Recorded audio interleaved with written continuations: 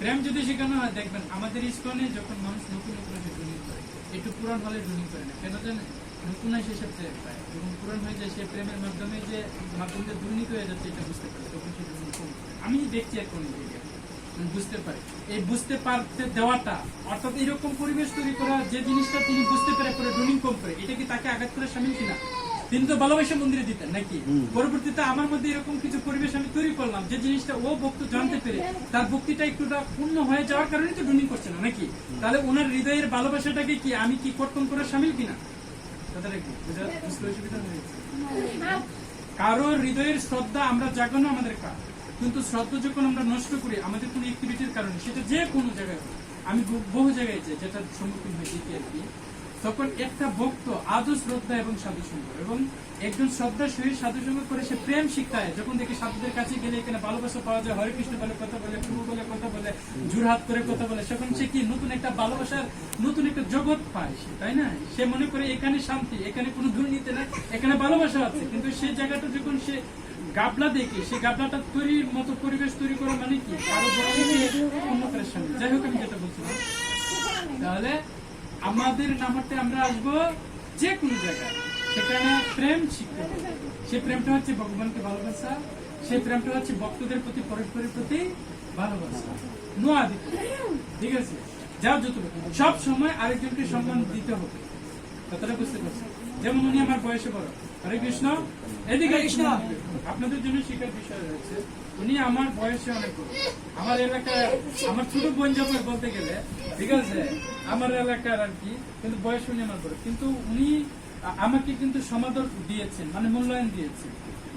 আমাকেও ওনাকে মূল্যায়ন দিতে হবে, এটা কিছু বৈষ্ণব কায়দা, এটা বৈষ্ণবীয় কায়দা। আপনি যদি বৈষ্ণব হয়ে বৈষ্ণব কায়দা অ্যাপ্লাই না করেন, মানে না করেন, বাস্তবায়ন না করেন, তাহলে সেটা মহাপ্রভুকে অসন্তুষ্ট করে। বুঝে গিয়েছে? মহাপ্রভুকে আমরা একজন ভক্ত যখন কোন দিকটা হাইতে যায়, আরেকজন ভক্ত হাইতে আসে, আমি যদি ওনাকে ইগনোর করি, তাহলে এটা মহাপ্রভু সর্বদ্রষ্ট, মহাপ্রভু দেখছেন না, মহাপ্রভু কষ্ট করবেন, তাই না? আমাদের সবসময় সেই সহানুভূতিটুকু বজায় রাখা উচিত, ঠিক আছে? এটা মহাপ্রভুকে খুশি করার জন্য অন্তত করতে হওয়া উচিত আর কি। তো এখানে আমরা যেটা দেখলাম, এখানে প্রেম ও রতন হেলায় হারায়, দেখেন প্রেম, এখানে কিন্তু প্রেমই বলা হচ্ছে, প্রেম রতন। আর এই জগতের যে প্রেমটা রয়েছে, এই জগতের প্রেমটার মধ্যে দোষ থাকে, কি থাকে? এই জগতের প্রেম কি আমাদের পাপ তৈরি করে, তাই না?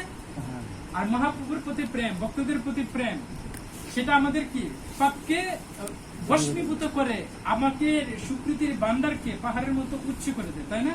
তো কি হলো, একই প্রেম, এটার কি অ্যাক্টিভিটিটা প্রয়োগ ক্ষেত্র ভিন্ন হলে রেজাল্টও ভিন্ন হয়ে যাচ্ছে, তাই না?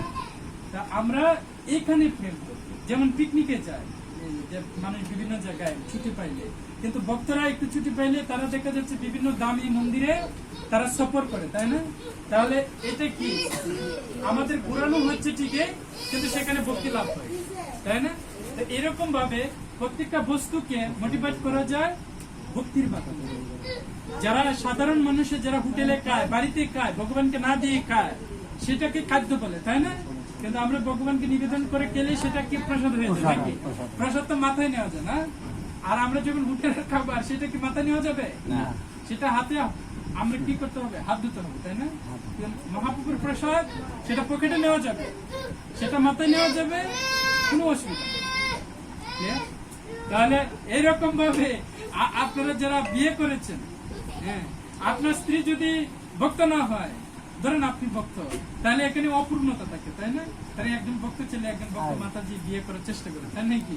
কারণ কি হবে, আমার স্ত্রী যেরকম আমার স্ত্রী, আর ভগবান হচ্ছে জগৎ স্বামী, যেরকম আমার স্ত্রীর কাছে আমি স্বামী মানে মালিক, একইভাবে আমার স্ত্রী ভগবানের কাছে ভগবানের সম্পদ, এই হিসাবে ভগবানকে ভজন করতে হবে। তাহলে সবকিছু প্রসাদই করা যায়, মানে বিষয়টা হচ্ছে প্রসাদ। আমার স্ত্রী যদি ভগবানের সেবা পূজাটা না করে, তাহলে আমার স্ত্রী ভগবানের কৃপা প্রসাদ থেকে বঞ্চিত, তাই না? এবং সে স্ত্রীর সেবা শুশ্রূষা যদি আমি গ্রহণ করি, তাহলে এটা সুন্দর হয় না। এরকম ভাবে যেটা বলছিলাম, সবকিছুই প্রেমের মাধ্যমে ডাইরেক্ট করা যায় মহাপ্রভুর দিক দিয়ে, বুঝতে পারছেন? যে কীর্তনের কথা আগে বললাম, আমি আমার আবার পাঠ আলোচনা দিতে গেলে আমি খুব আসলে করি না, আমি আসলে গল্প করি, কথাটা বুঝতে পারেন। আমি অনেক চেষ্টা এরকম খুব আলোচনা খুব বিতাপ করবেন একটু শ্লোক এবং আপনাদেরকে বুঝাবেন। আমি জাস্ট একটু আমি বলছি আমার ওজন থেকে কিছুটা বলছি। মানে দেখেন বিষয়টা হচ্ছে কি, আপনার মধ্যে যে কালিমা, আপনি ভগবানের কথা শুনতে শুনতে আপনার ভালো লাগবে। সত্যি কথা, আমার ভিতরে সে আবর্জনা রয়েছে। আমার মনে হয় আমি প্রথম দিন যখন ইস্কন মন্দিরে গিয়েছিলাম, আমার ইন্টারমিডিয়েট ক্লাসে আমি প্রথম একদম ছাত্র লেভেল অবস্থা, আমি তখন নারায়ণগঞ্জ থেকে একজন প্রভু গিয়েছিলেন, তিনি হারমোনি বাজিয়ে গান গিয়েছিলেন। এক ফার্স্ট টাইম আমি গিয়েছি একটা অনুষ্ঠানে, না হারমোনি বাজিয়ে গান গিয়েছি। আমার এত ভালো লাগছিল, সবাই প্রসাদ দিচ্ছিল অনেকে, কিন্তু ওনার পাশে বসে দেখে আমি এত বেশি ভালো লাগছিল। এই আমার সনাতনী আমি, এবং এই পরিবেশ আমি আমার এত জন্ম পর্যন্ত কোথায় পাই না। মানে ইস্কন তখন সবে মাত্র নেত্রকোনা গেছে, মানে থানা লেভেলে তো নাই, নেত্রকোনার কথা বলছি। আর আমি থানা লেভেল থেকে নেত্রকোনা কেবলমাত্র কলেজে ভর্তি হয়েছি, বলে এরকম পরিবেশ আমি দেখি নাই, বৈষ্ণবের পরিবেশ। আমি সেখানে গিয়ে আমি ওনার কাছে মনের আনন্দে, অবশ্য আমি হরে কৃষ্ণ মন্ত্র গাইতে পারছিলাম বেশ ভালোভাবে, এবং হাতে তালি দিয়ে, আমার তো অন্য বাদ্যযন্ত্র বাজাতে পারি নতুন, হাতে তালি দিতে পারি। আমি সত্যি আমার দুটো হাত একদম লাল হয়ে গেছে। আমার যত খুশি হচ্ছে আমি এত জোরে বাজিয়েছিলাম, এবং আমার কাছে দেখে উনি এত সন্তুষ্ট হয়েছিলেন। তারা আমাকে বলছিল তোমার কৃপা করে, এবং আমি না চাইলে মহাপ্রভু সত্যি সেই কৃপাটা করছেন। কৃষ্ণ ভগবান, কৃষ্ণ যে ভগবান সেটা আমি ছোটবেলা থেকে জানতাম না। আদ্যশক্তি মহামায়া কালীকে আমি মানে খুব জানে, আমাদের বাড়িতে কালী মন্দির আছে। ছোটবেলা থেকে আমি কালীমাকে সর্বশক্তিমান এবং আদ্যশক্তি মহামায়া হিসেবে জেনে বড় হয়েছিলাম। কিন্তু ভগবান কৃষ্ণকে অবশ্যই আমার সনাতন ধর্মের এই হিসেবে ভালোবাসতাম, সম্মান করতাম, কিন্তু আমার ভিতরে একটা বিশেষ ভালোবাসা যায়। কিন্তু কৃষ্ণ যে ভগবান, অনাদি আদি গোবিন্দ এবং অনলি ওয়ান, একলা ঈশ্বর কৃষ্ণ, আর সবই বৃত্ত, যারে জয় চেনা চায় সে কিছু করে নিতে, একমাত্র ঈশ্বর কৃষ্ণ। এই জিনিসটা আমাদের ইস্কন প্রভুদের কাছে এসে অনেক বাকবিতণ্ডার মাধ্যমে বলতে গেলে আমি এটা শুনেছি, এবং অজ্ঞাত স্বীকৃতি, যেটা ওই যে আমি হাতে তালি দিয়ে কৃষ্ণ নাম করলাম, কারণ আমার হিংসা ছিল না কৃষ্ণ ভক্তির প্রতি, কিন্তু আমি মাকে খুব ভালো বেশি বাসতাম আর কি, এখনো ভালোবাসি বলতে গেলে। ঠিক আছে, ঠিক একইভাবে প্রথম আমাদের প্রেমটা এভাবে আসে সাধুসঙ্গের মাধ্যমে। সাধুসঙ্গ ছাড়া প্রেম আসবে না। আপনি প্রথম দিনে সিগারেটে টান দিয়ে আপনি সিগারেটের প্রতি আসক্ত হবেন না। সিগারেট গাঁজাখুরের সঙ্গে যদি বন্ধুত্ব থাকে, সবসময় ঘেঁষাঘেঁষি করেন, একদিন দুদিন 4-5 দিন যদি আপনি খেয়ে ফেলতে পারেন, একটা টাইম বুঝতে পারবেন। আর না হলে এই সিগারেটের দাম 7 টাকা, আপনার কাছে অযথা মনে হবে, আর আপনার কাশি হাসি আসবে।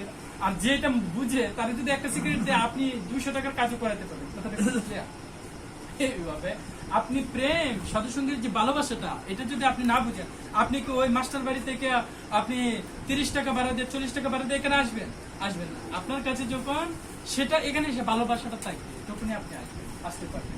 এখানে আর সময় নাই, চলে যেতে হবে। এটা তখনই আপনার কাজ করবে যখন এখানে আমি মজাটা নিতে পারতেছি না, তাই না? আর যখন আপনি এখানে মজাটা নিতে পারতেছি, তখন আমার তার জলসা সিরিয়ালের কথা মনে আসবে না, তাই না? আসবে। আমি যে মহাপ্রভুকে নিয়ে আনন্দটা নিতে পারতেছি। আমি যখন এই যে মহিলারা দেখবেন অনেক সময় দেখা যায় আরেকজন মহিলার সঙ্গে একটা জুতের আলাপ পাইছে, মানে কি অমুক বাড়ির মানে কি জানি একটা মেয়ে কি জানি একটা কি হয়েছে আর কি, এখন দেখা যায় এই দিক দিয়ে স্বামীকে যে খাবার দিয়ে আসছে, কথাটা বুঝতে পারছেন? এটা ভুলে গেছে, মানে আলাপটা 2 মিনিটের আলাপটা 15 মিনিটে ঘুরিয়ে গেছে আর কি, বুঝতে পারছেন? তো এখানে একটা সে রস পেয়েছে। রসটা কি যে অমুক মেয়েটা তো আমি চিনি, মানে আমার বাড়ির পাশে, আর অমুক ঘটনাটা হয়েছে, মানে কি এটা শুনতে খুব ভালো লাগছে, কথাটা বুঝতে পারছি? মানে মানুষ পচে কথা শুনতে খুব রুচি পায়। আমরা তো মাছি, আমরা তো মৌমাছি না, আমরা কি মাছি, আমরা মৌমাছি না। মৌমাছি মধু পছন্দ করে, আবর্জনার কাছে চায় না। আর আমরা আবর্জনা মনে কথা শুনলে সেখানে আমাদের সময় চলে আসে, খুব ভালো সময় চলে আসে। আর ভগবানের কথা শুনলে মাস্তি মাস্তি করতে পারি, ভগবানের কথা শোনার সময় কি করতে পারি না, আমরা যে সবকিছু আমরা এনজয় করে নেওয়া, মানে এই যে ভগবানের কথা ধরেন এটা মাঝখানে আমি ফেলে দিলাম, চতুর্পাশে আমরা বসলাম, আমরা যদি সেই কথাটা পরিবেশন করতে পারি, তাহলে কি আমি এখান থেকে আনন্দ নিতে পারছি। আর আমাদের প্রত্যেকের প্রাণের, আমাদের হৃদয়ের রাজা, হৃদয় মণি, আমাদের মধ্যমণি ভগবান, এবং ওনার বিষয়ে যখন কথা, তখন কি আলাপটা আরো সুন্দর লাগবে। কারণ এখানে তো অমুকের ছেলেকে যদি বলি, তাহলে বলবো অমুকের ছেলের প্রশংসা শুনে আমার লাভ নেই। কিন্তু কৃষ্ণ আমাদের প্রত্যেকেরই ছেলে, কৃষ্ণ আমাদের প্রত্যেকের পিতা, কৃষ্ণ আমাদের প্রত্যেকের বন্ধু। সুতরাং এখানে তার প্রশংসা করলে আমাদের কারো এটা কি হবে না, একচিটি হবে না, মানে এক কেন্দ্রিক হবে না। সবার কাছে এটা কি আমি বলবো আমার ভগবান, আপনি বলবেন আমার ভগবান, ভগবান আমাদের সমান।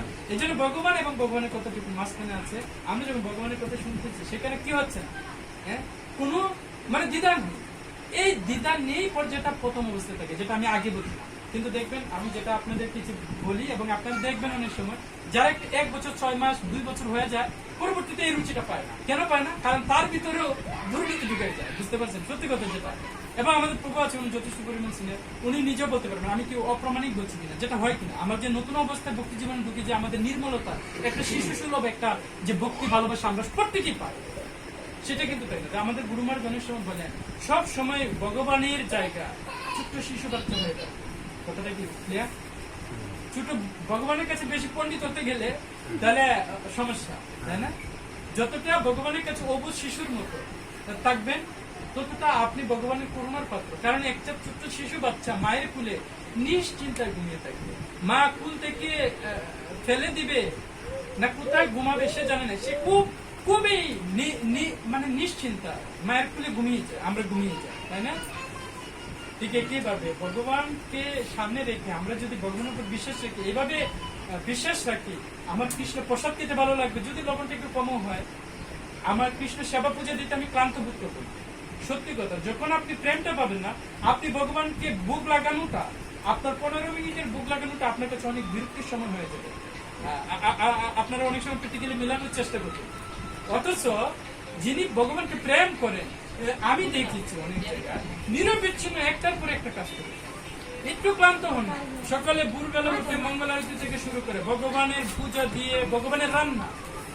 হরে কৃষ্ণ, সবাই বলেন হরে কৃষ্ণ, হরে কৃষ্ণ, হরে কৃষ্ণ, কৃষ্ণ কৃষ্ণ, হরে হরে, হরে হরে, রাম হরে রাম, হরে রাম, রাম রাম, রাম রাম, হরে হরে। একটা বিশাল একটা পর্ব শেষ করে দিয়েছি, ওনাদের গল্পটা শেষ হয়েছে। আচ্ছা যাই হোক, এদিক দিয়ে একটু মনোযুক্ত রাখবেন দয়া করে।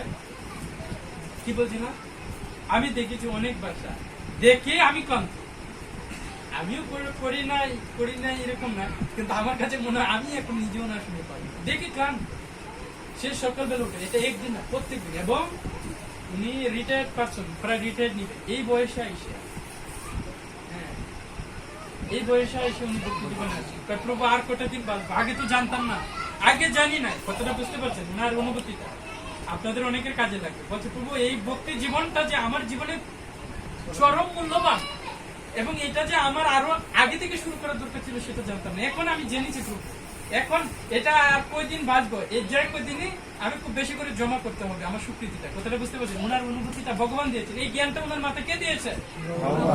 এটা কি একটা শক্তি কাজ করতেছে, এটা কি একটা পাওয়ার হাউসের মতো কাজ করতেছে, তাই না? ওনার মস্তিষ্কে এটা ঢুকে আসছে। কারণ কি, উনি অনেক সময় দেখা যাচ্ছে কি আর্থ্রাইটিস, মানে যেটা হচ্ছে হাড়ের সমস্যা একটু ঢুকে, মানে কি বেশিক্ষণ বসে থাকলে উঠতে সমস্যা হয়, তখন চিন্তা করছে আমার তো আর সময় নেই। এখন এইরকম অবস্থায় উনি, আমি সত্যি কথা বলছি, আমি ওনাকে মায়ের মতো শ্রদ্ধা করি, ঢাকা বাসেন। উনি দেবনাথ সম্প্রদায়ের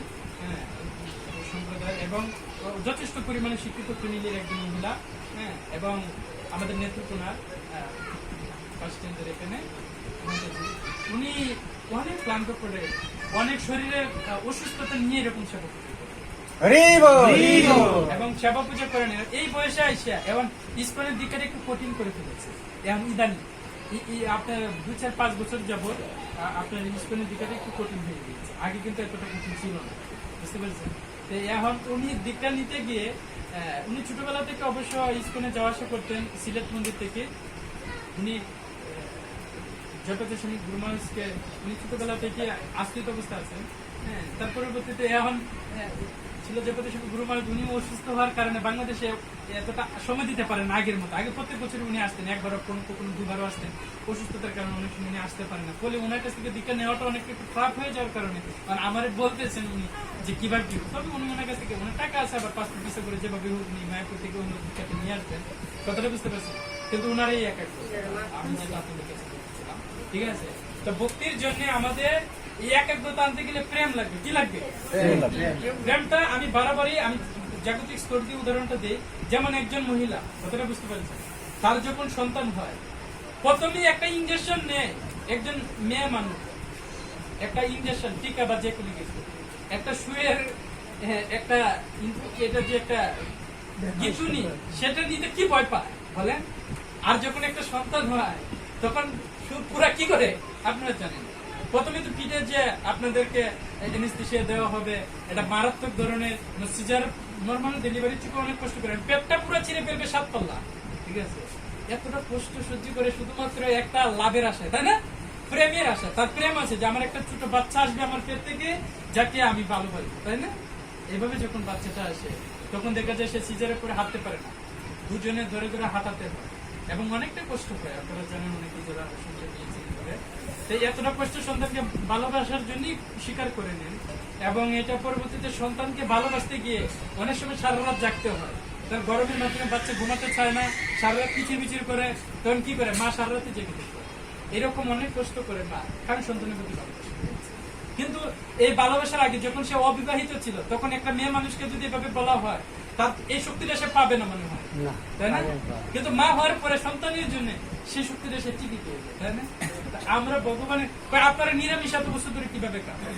আমরা তো একদিন নিরামিষ খেতে পারি, একদিন নিরামিষ খেতে খুব পরের দিন অসহ্য লাগে, এত বছর। অথচ বিশ্বাস করেন, আমি আজ 15 বছর যাব আমি যে ভক্তি জীবন নিরামিষ খেতে, আমি সিঙ্গেল সময়ের জন্য, মানে একটা মুহূর্তের জন্য কখনো মনে হয় না যে আমি আর এই জিনিসটার অভাব আছে, অভাব ফিল হয় না, আসলে হয় না। এবং আপনি নিজে আরো যারা ভক্তি জীবনে আসবেন দেখবেন 1 বছর 1.5 বছর খেতে হবে না, এর আগে দেখবেন আপনার ওই যে মাছ যে তেল বাজে ওই গন্ধটা আপনার নাকে আসলে আপনার বিরক্তি করা বমি আসবে।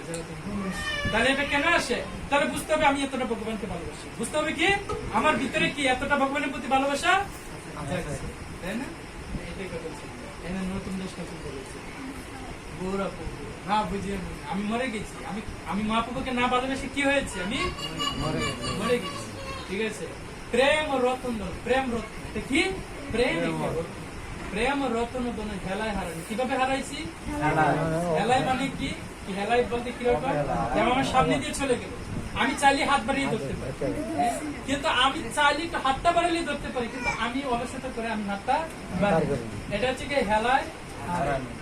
অদনে যতন করি। অদনে যতন মানে কি? অদনে যতন মানে হচ্ছে গিয়ে যেমন মনে করেন এই যে মনে করেন যারা এখন জেলখানায় ঢুকছে না, আওয়ামী লীগের যারা বড় বড় এমপি, হ্যাঁ, অনেক টাকা জমেছে নাকি, তো উনাদেরকে তো আদর করার জন্য সুন্দর একটা জায়গা রাখছে নাকি, আর উনাদের প্রাথমিক জ্ঞান বুক করতেছে কে? এই জগতে। মন্দা করে তো কোনো কিছুই পাবে না, দুর্নীতির জন্য ভগবানের কাছে শাস্তি পাবে, তাই না? মানে আল্লাহর কাছে মানে পাবে কিনা। এবং এই জগতেও মাত্র 15 বছর সর্বোচ্চ না, অনেকে কি জানি যে কমলার রস খেয়েছে, এখন তারা কি রস খাবে? অন্যরকম রস খাবে, তাই না? তাহলে এই জগতে উনি ভগবান থেকে আছে, কিন্তু উনি যেটা উপার্জন করেছে প্রাচুর্যটা, এটা মনে মনে জেলখানা থেকে ভাববে যে আমি তো জমাইছি, কথাটা বুঝতে পারছেন না? কিন্তু বুক করতে পারবেন। বুক করবে কারা? ওনার ছেলেরা, বুক করবে কারা? ওনার নাতিরা, তাই নাকি?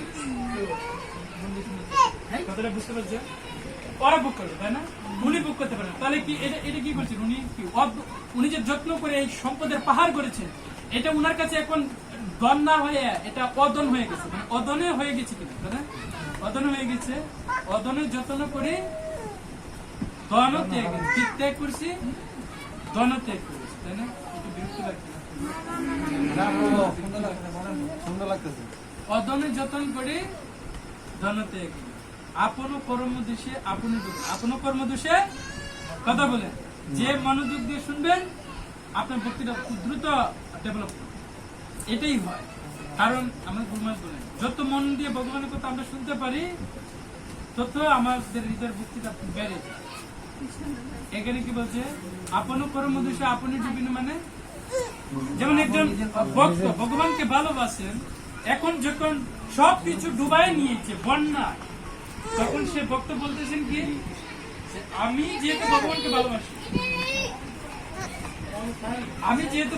ভালোবাসি, ভগবান আমাকে উদ্ধার করতে নিতে আসবে। কথাটা কি বুঝতে পারলে? তো ওনার ভগবানের বিশ্বাস, আর সবার বিশ্বাস কিসের উপরে? ডিঙ্গি নৌকার উপরে, কলার বেলার উপরে। আর উনার বিশ্বাস কি? আমাকে ভগবান নিতে আসবে। তো উনার যখন গড় ডুবে গেল, তখন তিনি গড়ের উপরে, মানে চালের উপরে, তারপরে হচ্ছে গিয়ে এর উপরে, তো সবাই সব চলে গেছে, আর কোনো মানুষ অবশিষ্ট নাই, সবাই ডুবে মরবে এখানে থাকে। তো উনাকে অনেকে যাচ্ছে, আরে দাদা তুমি এখানে বসে আমার নৌকায় এসে, উনি কোনোভাবে নৌকায় এসে উঠছেন না, শেষ পর্যন্ত বেলা একটা 22 আসতেছে, তাও উনি ধরেন নাই। ওনার টার্গেটটা কি? যে ভগবান আসবে। ওনার টার্গেট কি? কথা বলেন। আমি ভগবানকে ভালোবাসবি, ভগবান আসবে আমাকে নিয়ে যাবে না। তো উনার ভগবান আর আসেন নাই। উনি যখন এভাবে মারা গিয়ে ভগবানকে অভিযোগ করছেন। ভগবানকে কি অভিযোগ করছেন আপনারা বলেন? কি অভিযোগ করবেন? যে আপনারা আমি ভালোবাসি, আপনি যে গেলেন না, আমি যে ডুবে মরে গেলাম। কথাটা কি বুঝতে পারছেন? তো ভগবানকে তো ভুল করে ফেলেছে মনে হচ্ছে নাকি? এটা তার ধারণা, ভগবান এটা ঠিক করে নাই। ভগবান এটা ঠিক করেছে উনার ধারণা, কিন্তু ভগবান ভুল করে। তখন ভগবান বলছে, হে আমার ভক্ত, তুমি আমাকে বিশ্বাস করেছো, আমি তোমাকে রক্ষা করার জন্য আমি অনেক চেষ্টা করেছি, কিন্তু তুমি নিজের কর্মের দোষে তুমি উঠো নাই। আমি নৌকার মাধ্যমে ওঠার জন্য এই যে তোমাকে অমুকে ডেকেছিল, তুমি উঠলেই তো বেঁচে যেতে গেলে। আমার অনুপ্রেরণার বাইরে কোনো কিছু নেই পৃথিবীতে। কথা বুঝতে পারছেন? আমরা রাত্রে স্বপ্ন দেখি, এটা কার অনুপ্রেরণা? আমার নিজের চেষ্টা না, ভগবানের ইচ্ছা। আমার যে গতিবিধি, আমার মনের যে ধ্যান ধারণা ভাবনার অনুসারে তো ভগবান আমাকে স্বপ্নটা দেখায় যে তুমি যেরকম আবর্জনা চিন্তা করো, তোমার এরকম আবর্জনা। আর যে ভগবানের সেবা পুজো দেখে, সত্যি কথা বলছি, যারা ভগবানের সেবা পুজো করেন আপনারা দেখবেন ঘুমালে সে কি আনন্দদায়ক স্বপ্ন। যারা ভক্ত তারা বুঝতে পারে। যারা ভক্ত তারা জানে যে ভগবানের সেবা করতে গেলে, ভগবানের সেবা পূজা দিয়ে ঘুমানোর পরে তারা অনেক আনন্দদায়ক স্বপ্ন। মানে ভগবানের সেবা পূজা করে তো আমরা মন থেকে আনন্দ পাই, এর চেয়ে বেশি স্বপ্নের মাধ্যমে ভগবানের সেবা পূজার যে দেখার আনন্দটা আর বেশি পাওয়া যায়। আর যারা আবর্জনা চিন্তা করে, মানে ব্যবসা বাণিজ্য এই সে লস খেয়ে গেছে, তারা ঘুমানোর সময় হতাশা দেখে। কি দেখে? হতাশা। যে আমি ইন্টারভিউটা দেওয়ার জন্য ভাইবা পরীক্ষা দিলেই আমার কমপ্লিট, কিন্তু ভাইবা পরীক্ষা দিতে গিয়ে ট্রাফিক জ্যামে পড়ে গেছি গা। এখন ট্রাফিক জ্যামের জন্য কেবলমাত্র আমার ভাইবা পরীক্ষাটা দেওয়া হলো না, এটা স্বপ্নে দেখছে, তাই না? হতাশা। ঘুমের মাধ্যমে কি দেখছে? হতাশা। আপনারা তো লেখাপড়া করেছেন, এখন ঘুমের মধ্যে স্বপ্নে দেখা যায় পরীক্ষার ফলে যেতে যেতে আমার পরীক্ষা শেষ হয়ে গেছে, হতাশা। তাই নাকি? অনেকে দেখি কিনা আমরা যেরকম ভাবনা অনুভূতি করি, আমরা এরকম হতাশাটা স্বপ্নের মাধ্যমে দেখি। আর ভগবানকে যারা প্রেম করে ঘুমের মাধ্যমে স্বপ্ন দেখছে এমন এক সুন্দর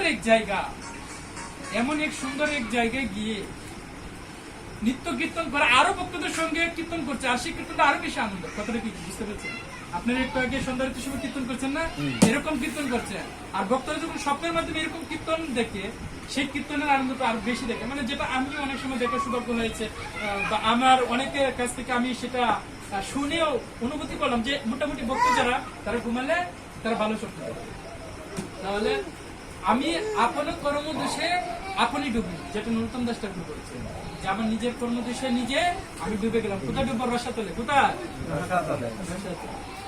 শত সঙ্গ চারি কইল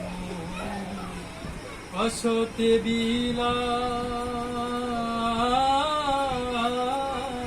বিলাস আমরা কোথায় করি? বাসর করে। বিলাসটা কোথায় করি? ও শালিকার সঙ্গে নাকি? আমরা বিলাস কোথায় করি? পিকনিকে গেলে, তাই না? এটাকে বলে নৌকা বিলাস। আমরা যেটা নৌকা পিকনিকে যাই, নৌকা নিয়ে পিকনিকে গিয়েছেন? আমাদের হাওড়া এলাকার মানুষ